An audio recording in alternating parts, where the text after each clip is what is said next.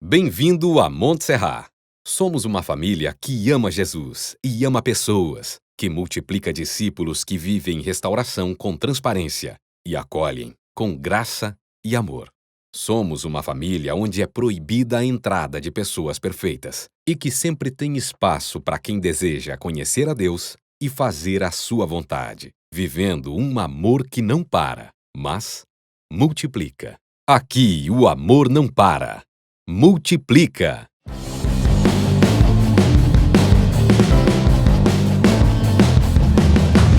Não é pelo que fiz e nem pelo que sou. O nome disso é graça, só pela tua graça.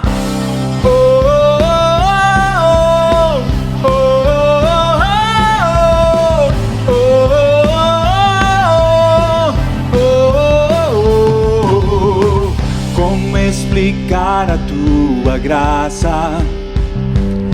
Se ela é tudo que eu preciso e não mereço. E com raiar de um novo dia, vem misericórdia nova sobre mim. Sim, de graça eu recebo. Sim, eu sei que não mereço. Tudo vem de ti.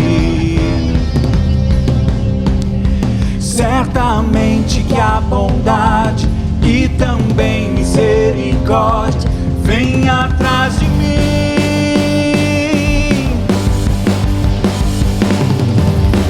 Não é pelo que fiz e nem pelo que sou. O nome disso é graça, só pela tua graça. Firmado nela estou e na palavra eu vou. O nome disso é graça, só pela tua graça.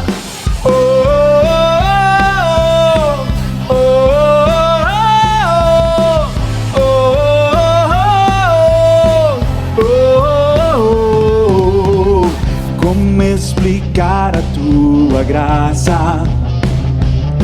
Se ela é tudo que eu preciso e não mereço. E com raiar de um novo dia, vem misericórdia nova sobre mim.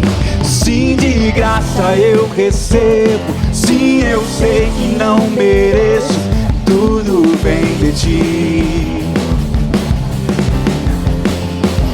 Certamente que a bondade e também misericórdia vem atrás de mim.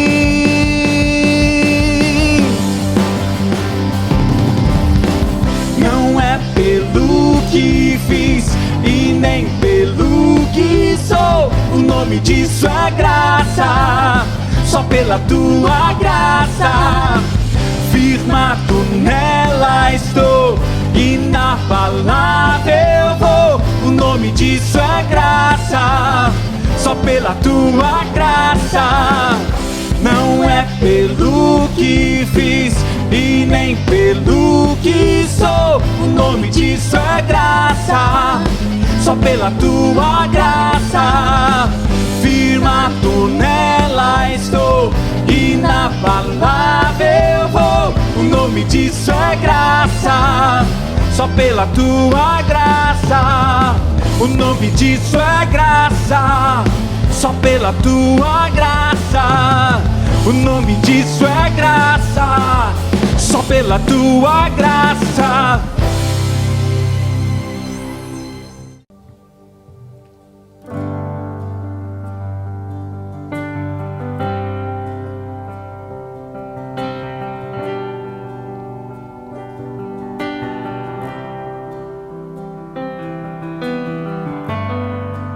Digno dessa canção, só tu és Senhor. Digno do meu louvor, só tu és Senhor. Digno da minha vida, tu és Senhor. Ó, eu sou teu.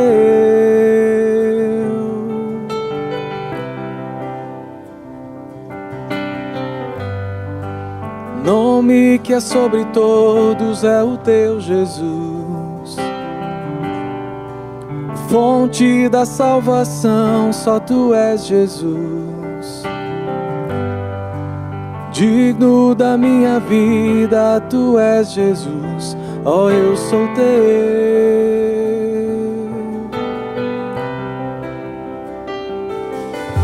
Santo, és incomparável, és inigualável. Abre os meus olhos, Senhor, e mostra quem tu és e enche o meu coração do amor que faz mudar o mundo.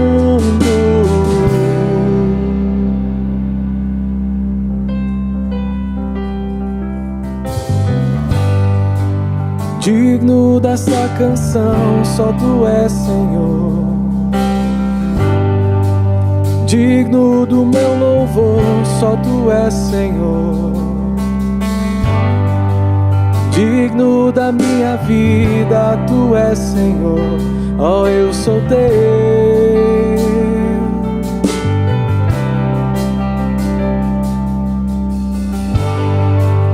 Nome que é sobre todos é o teu Jesus.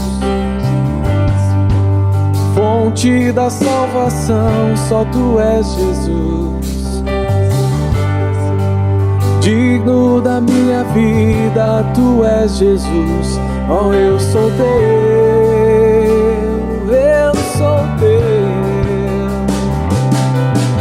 Santo, és incomparável, és inigualável. Abre os meus olhos, Senhor. Mostra quem tu és e enche o meu coração do amor que faz mudar o mundo. Santo, és incomparável, és inigualável. Abre os meus olhos, Senhor. Mostra quem tu és e enche o meu coração do amor que faz mudar o mundo.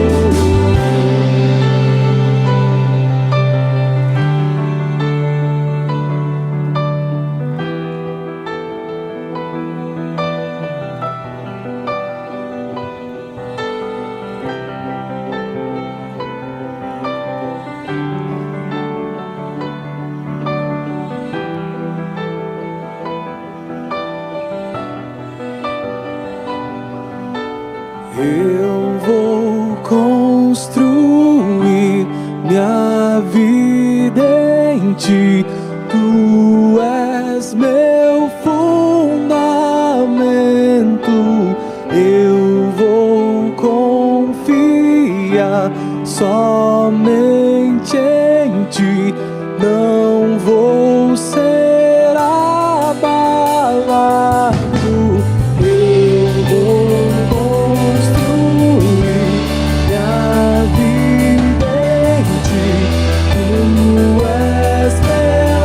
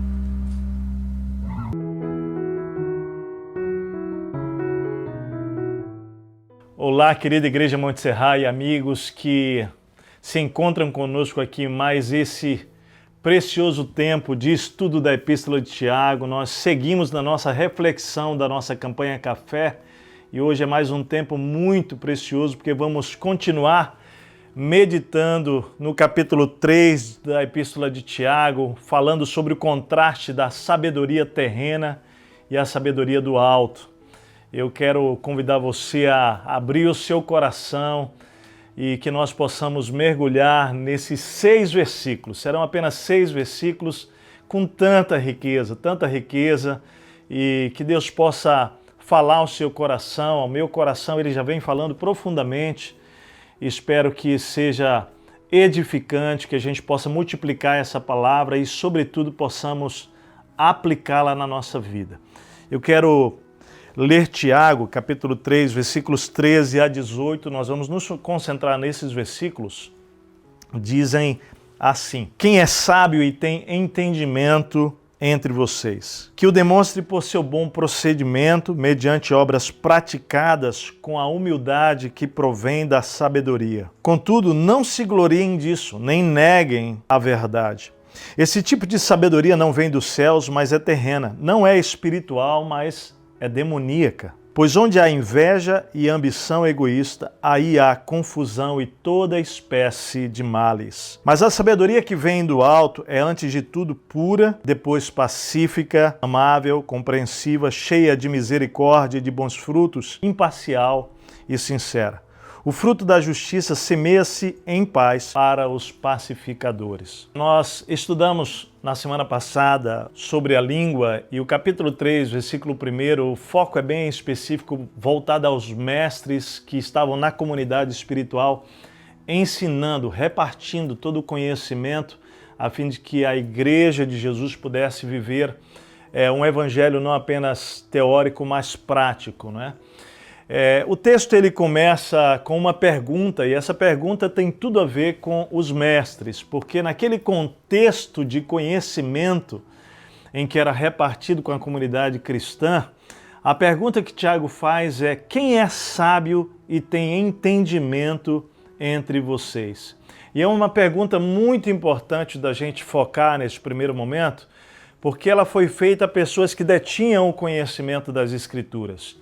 E ele vai perguntar a esses detentores da Escritura, não é, quem é sábio e tem entendimento entre vocês? O que nos dá de início assim, a compreensão e a necessidade de ressaltarmos que é possível termos conhecimento, bastante conhecimento das Escrituras, e não necessariamente sermos sábios, não necessariamente termos entendimento.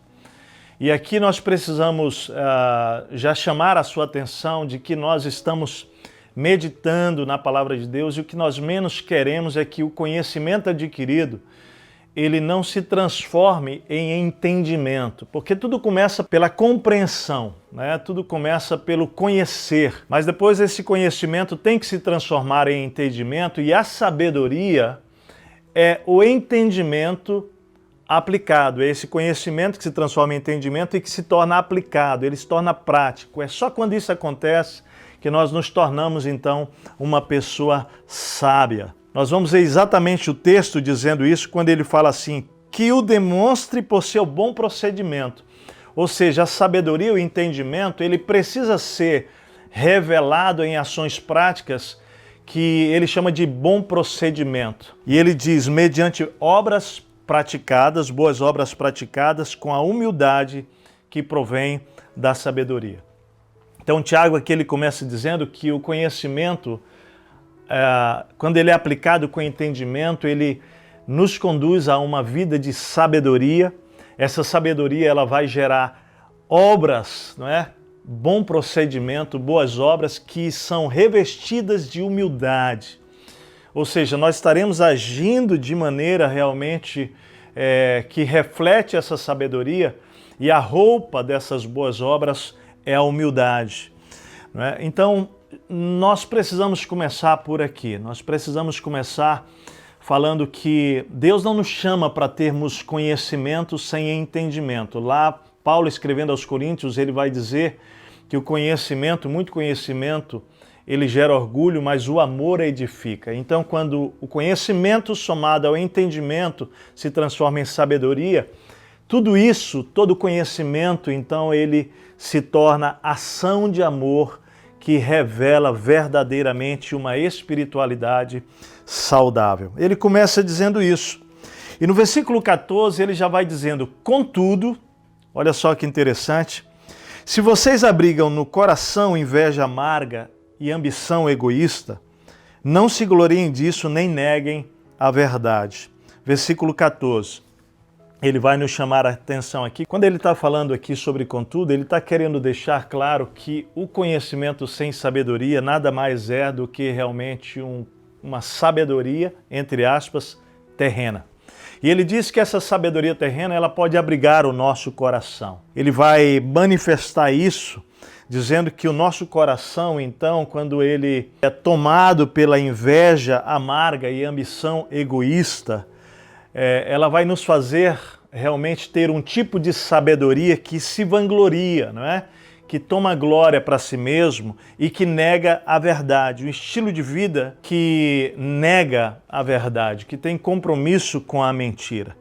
Então, quando nós abrigamos no nosso coração a inveja amarga e a ambição egoísta, eu quero definir essas duas palavras, que elas são muito importantes a gente entender aqui. Ele vai falar no texto que ela vai gerar, na verdade, um mau procedimento mediante obras mais, que é com orgulho, e o fruto disso é uma sabedoria realmente não espiritual, mas terrena. Então, a palavra inveja amarga do grego aqui significa uma devoção ferrenha pela própria causa. É quando nós, dotados de conhecimento, vamos agindo de uma maneira agressiva em busca de fazermos as coisas acontecerem para que a nossa causa, aquilo que nos interessa, aconteça. E a palavra ambição egoísta aí é uma palavra grega chamada eritia, que quer dizer espírito de partidarismo. Ou seja, ele está dizendo aqui, Tiago, que a sabedoria terrena ela tem essas duas características, uma inveja amarga e uma ambição egoísta. E aqui a tradução dessa palavra grega que é espírito de partidarismo. Nós passamos a usar o conhecimento para dividir, não para unir, não para amar. E falando isso dentro do contexto da comunidade espiritual e falando isso para aqueles mestres, dizendo, olha, qual dentre vocês é sábio? Ou será que muitos de vocês não têm apenas uma sabedoria terrena? Ele está exatamente detectando, ele está fazendo um termômetro de que é muito possível numa comunidade espiritual nós usarmos o conhecimento não para gerar boas obras que reflitam o caráter de Cristo, mas muito mais que vão realmente batalhar por uma própria causa e gerar um espírito de partidarismo pelo meu conhecimento. Então, Tiago está chamando a atenção das comunidades espirituais espalhadas, não é? Em todas as nações, dispersas por todas as nações e chega até nós, do quanto é importante a gente fazer essa distinção acerca da sabedoria espiritual e da sabedoria terrena. Eu quero continuar o texto no versículo 15, falando sobre a sabedoria terrena. Ele diz, esse tipo de sabedoria, entre aspas, não vem dos céus, mas é terrena. Não é espiritual, mas é demoníaca. Pois onde há inveja e ambição egoísta, aí há confusão e toda espécie de males. Então aqui a gente pode definir um pouquinho melhor a sabedoria terrena.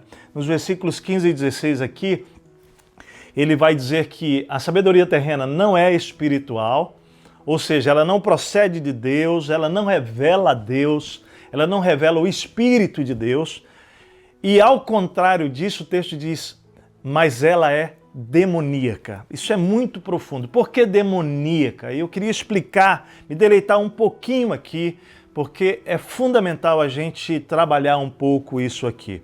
Ele diz, pois onde há inveja amarga e ambição egoísta, aí há confusão e toda espécie de males. E a palavra confusão aqui é perturbação.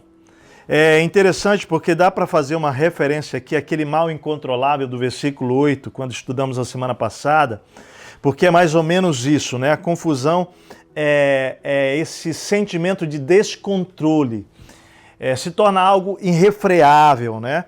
Causa perturbação.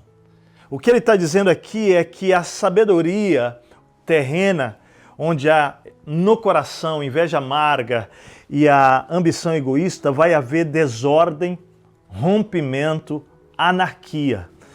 E toda espécie de males é o que ele vai dizer.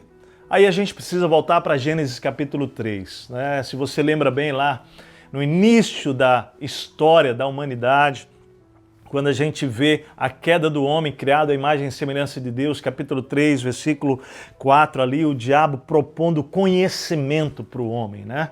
E Eva, seduzida pelo conhecimento, se você observar bem o texto ali, Satanás incita a inveja amarga de Deus, dizendo, olha, não é só ele que pode deter o conhecimento, você também pode. A propósito, olha, salta daí, vai atrás. Se você comer desse fruto aí, você vai ser igual a Deus. Então ele incita uma inveja amarga de Deus e ele incita também ali a ambição egoísta no coração de Eva, e a queda do homem vem a partir exatamente dessas coisas. É por isso que o texto, Tiago vai dizer que ela é demoníaca, porque o inimigo incitou isso lá no início de todas as coisas. Mais do que isso, quando você estuda a própria queda de Satanás, quando ele rompe com Deus, e ele sendo anjo querubim no céu, o que invade o coração dele é exatamente uma inveja amarga de Deus e uma ambição egoísta, que faz com que não apenas ele se rebele contra Deus, mas ele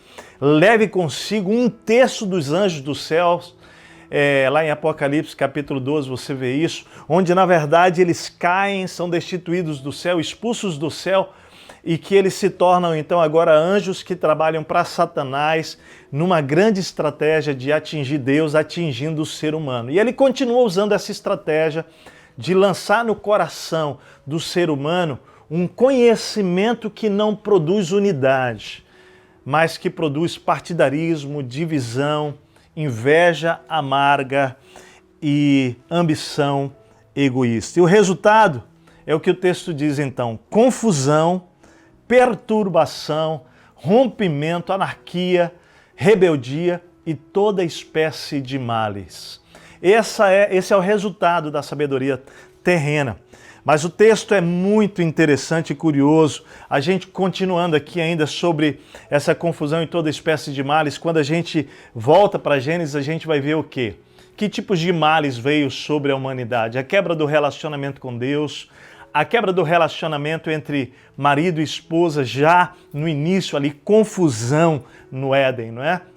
Nós vamos perceber a quebra do relacionamento depois entre os irmãos, o assassinato de Abel, produzido por Caim. Se você estuda o capítulo 4 lá, você vai ver inveja amarga e ambição egoísta no coração de Caim. Você vai encontrar logo no capítulo 4, seguindo os textos, Lameque, ali que também vem homicídios, mais homicídios, capítulo 4, versículo 17 em diante.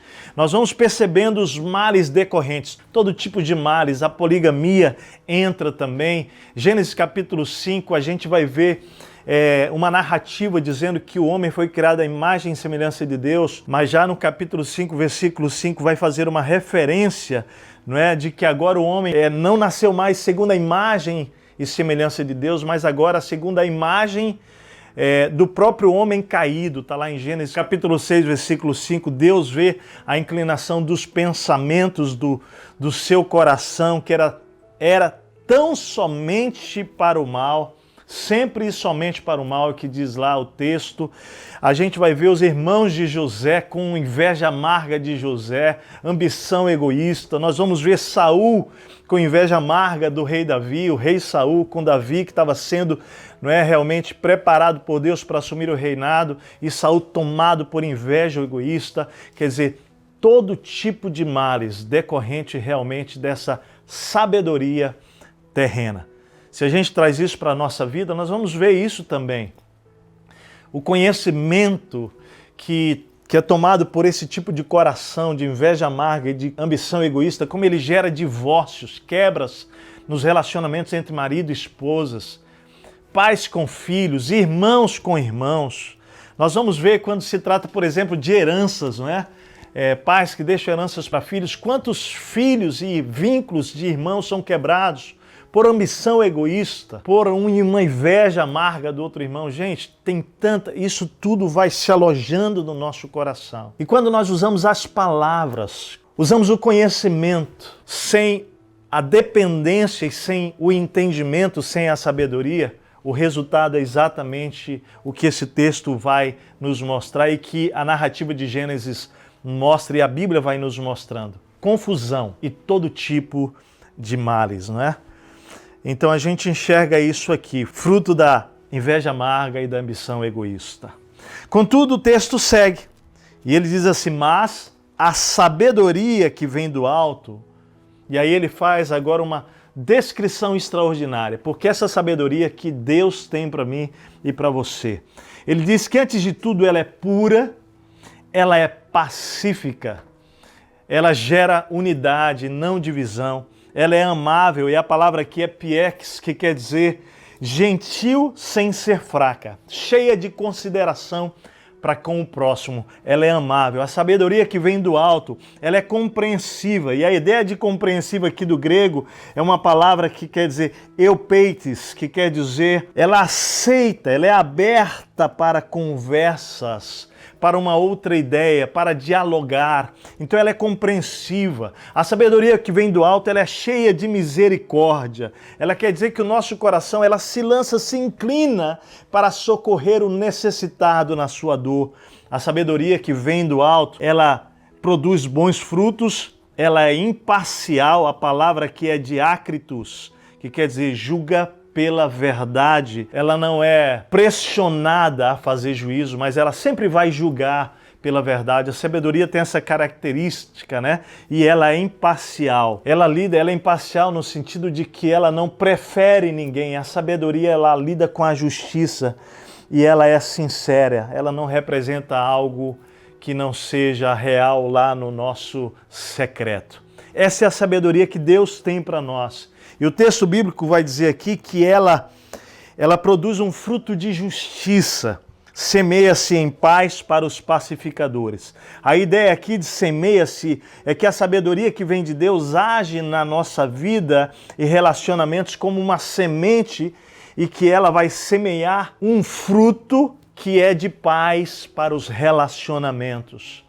Então, amados, eu queria levar você a fazer essa pergunta a si mesmo. Será que você tem vivido uma vida com a sabedoria terrena ou com a sabedoria que vem do alto? Eu queria contar o meu testemunho quando eu fiz 45 anos. Hoje eu tenho 48 anos, vou fazer 49 ainda esse ano.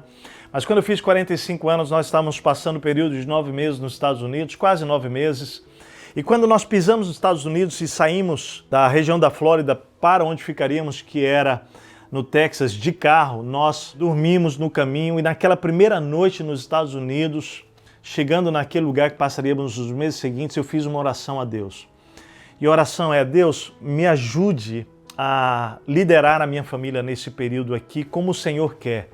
Eu quero exercer realmente uma liderança aqui que vai abençoar a nossa família, não apenas a minha vida, mas a Marta, Laila, Radassa. Deus me levou para um texto no primeiro livro dos Reis, capítulo 11, que fala sobre a história de Salomão, que é um dos reis que tem realmente um livro chamado Provérbios de Salomão, livro de sabedoria, que Deus lhe deu a oportunidade, enquanto jovem, de fazer um pedido a Deus, e ele fez o pedido mais, eu diria assim, sábio. Ele pediu por sabedoria e Deus deu. Salomão foi um homem sábio por muitos anos na sua história, na sua vida. Mas essa parte da Bíblia, primeiro livro dos Reis, 11, mostra já na sua velhice. O texto bíblico diz que ele se dobrou diante de outros deuses, que ele se envolveu com várias mulheres, ele teve 600 mulheres, 300 concubinas. A Bíblia diz assim, que ele na sua velhice, o seu coração já não era mais como o do seu pai Davi, temente a Deus. E é muito importante isso, muito importante. Por quê? Porque Salomão termina a sua vida da pior maneira possível. Um desastre, um verdadeiro desastre. E é curioso porque naquela meditação lá nos Estados Unidos, Deus me fez uma pergunta. Ele disse, Tércio, o que é mais natural, o homem ser mais tolo ou mais sábio na sua juventude? E eu disse, mais tolo na juventude. E na velhice, mais tolo ou mais sábio? Mais sábio. E aí Deus me perguntou, e na vida de Salomão?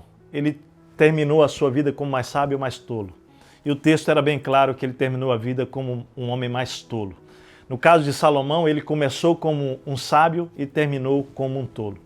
E aquilo foi muito forte para mim, não é? Porque usando o conhecimento dele, sem entendimento, ele perdeu a sabedoria e ele se desviou em busca das suas próprias paixões e a vida de Salomão foi confusão e todo tipo de males veio sobre a vida dele. Quer dizer, testifica o que Tiago escreveu, é muito profundo, é muito profundo. A minha oração naquele dia foi, Deus, eu estou fazendo 45 anos, eu quero pedir que o Senhor me ajude a me tornar o homem mais sábio daqui para frente. Eu posso declarar aqui que por muitos anos da minha vida eu fui um tolo, um tolo. As minhas palavras destruíram, eu destruí a minha própria vida, destruí relacionamentos e ao longo dos anos tenho pedido que Deus me ajude a viver em sabedoria. Eu quero terminar então com as palavras que foram registradas por Salomão, na fase da sua sabedoria. Lá em Provérbios, capítulo 1, versículo 7, ele diz assim, o temor ao Senhor, olha o que ele diz, é o princípio da sabedoria, mas os insensatos desprezam a sabedoria e a disciplina. Ainda no capítulo 2, quando ele fala que o temor ao Senhor é o princípio da sabedoria, ele está dizendo que toda a sabedoria começa por temer a Deus. E temer a Deus não é ter medo de Deus, é ter um profundo desejo de agradar a Deus. Isso é temer a Deus, é querer saber o que Ele pensa, é buscar a direção, é fazer a sua vontade, é obedecer a qualquer custo, né? Porque você confia que a vontade de Deus é boa, perfeita e agradável. Ele diz toda a sabedoria começa com o temor a Deus. E no capítulo 2 aqui, ele vai falar algo muito profundo. Ele diz no versículo 5, então você entenderá o que é temer o Senhor e achará o conhecimento da sabedoria. Então o que esse texto está dizendo aqui é que o princípio da sabedoria é o temor ao Senhor, mas o temor ao Senhor é tanto o princípio da sabedoria, como também o alvo da sabedoria é levar o homem a temer a Deus, ao temor ao Senhor. Então nós vamos descobrindo realmente, querido, que a sabedoria nos levará ao temor ao Senhor e o temor ao Senhor é por onde tudo começa a encontrarmos a sabedoria. Então não dá para saber por onde começa o ovo ou a galinha, não é? O que vem primeiro, mas é muito importante você entender que realmente Deus tem isso para mim e para você. Talvez você diga, Tércio, como eu posso encontrar então a sabedoria? Eu queria lembrar Tiago capítulo 1, quando diz assim, se alguém tem falta de sabedoria, peça a Deus, que a todos dá liberalmente, ele diz lá, não é livremente de boa vontade. É desta maneira, pedindo a Deus e colocando o seu coração a temer ao Senhor, que livremente Ele vai lhe dar sabedoria. Deus tem isso para mim, Deus tem isso para você, eu creio. Eu termino, querido, dizendo o seguinte, que a origem determina o final, os resultados, não é? Então a sabedoria que vem do alto, ela vai produzir bênção. O resultado é bênção. Se tudo começa em Deus, tudo termina em Deus. Agora, quando a sabedoria terrena, ela nasce realmente fruto de arrogância, de soberba, de inveja amarga, o resultado é que vai produzir na minha vida e na sua vida confusão, problemas, todo tipo de males. E isso é terrível para mim e para você. Então, queridos, eu termino esse tempo, esse encontro, te levando a esse questionamento profundo. O que você tem vivido? Como você tem vivido? Nos seus negócios, na sua casa, na sua família, nas decisões da sua vida, Deus tem mais do que o conhecimento humano para você. Deus tem uma sabedoria que vem do alto e que se você clamar por ela, Deus terá prazer em oferecer a você livremente, abundantemente, e assim eu e você colheremos frutos de justiça e frutos de paz e abençoaremos não apenas a nossa própria vida, mas daqueles que nos cercam na sua família, na igreja, no seu trabalho e por onde você andar. Que Deus nos faça cristãos, homens e mulheres de Deus que vivem de acordo com a sabedoria que vem do alto. Deus abençoe você. Eu quero orar com você, eu quero clamar por isso nesse momento. Se você deseja, coloque a mão no seu coração, no seu peito. Eu quero orar pedindo a Deus isso nesse momento, que Ele nos conceda sabedoria. Diga assim: querido Deus, que bom nós podermos nos debruçar na Tua Palavra e perceber que existe algo além do nosso conhecimento natural, da nossa inteligência, da nossa capacidade, que tudo é dádiva Tua para nós, Senhor. Mas o Senhor nos entrega o privilégio, a oportunidade de sermos pessoas sábias, que podemos agir, Pai, para as nossas decisões, nos nossos relacionamentos, na nossa vida profissional, na nossa família, nos nossos relacionamentos dentro do contexto da igreja, de ministérios, de liderança, com a sabedoria que vem do alto, Senhor. Que ela é cheia de qualidades. O Senhor nos mostrou isso hoje. Nós queremos, Pai, viver uma sabedoria com características de pureza, de amabilidade, de compreensão, Senhor, de imparcialidade sincera, cheia de misericórdia. Deus, nós pedimos esta sabedoria. Tua palavra nos convida, Tiago, dizendo: se alguém tem falta de sabedoria, peça a Deus. E agora eu peço essa sabedoria para a minha vida, para a vida daqueles que nos ouvem agora. Senhor, nos enche da Tua sabedoria, a fim de que nós possamos, Senhor, realmente abençoar, que as nossas palavras produzam unidade, que as nossas ações, boas ações, elas sejam revestidas de humildade, bom procedimento, que reflete esta sabedoria. Deus, quantos de nós podemos estar agora machucados e quebrados porque usamos a sabedoria terrena, o conhecimento sem entendimento, sem a bênção da Tua inspiração para a nossa vida. Perdoa-nos, Pai, mas oramos que o Senhor gere em nós o temor ao Senhor, que é o princípio da sabedoria. E que à medida que nós vamos conhecendo a Ti, o Senhor nos torne, Senhor, cada vez mais homens e mulheres tementes ao Senhor. Obrigado, Deus, pela Tua palavra. Edifica a nossa vida, Senhor, e ajuda-nos agora a praticar. É a nossa oração, no nome de Jesus. Amém, Pai. Amém. Quero terminar com as palavras de Provérbios 14, versículo 26 e 27. Diz assim: aquele que teme o Senhor possui uma fortaleza segura, refúgio para os seus filhos. O temor do Senhor é fonte de vida e afasta das armadilhas da morte. Que o temor ao Senhor nos leve a essa experiência de vida cheia de sabedoria e de bênção para você e para mim. Convido você a acessar o nosso site, seguir fazendo os devocionais, que tem sido uma riqueza muito especial a cada dia. Quero que você mergulhe nessa jornada de Tiago, leia se você não leu ainda e vá compartilhando, né, por onde você puder e com quem você puder, amor, fé e esperança. Um grande abraço, saudade, igreja querida. Um grande abraço a você, amigo, que está se aproximando da nossa comunidade. Lá temos várias informações e você pode também se conectar para que possamos apoiar você na sua jornada de vida e família. Deus abençoe a todos.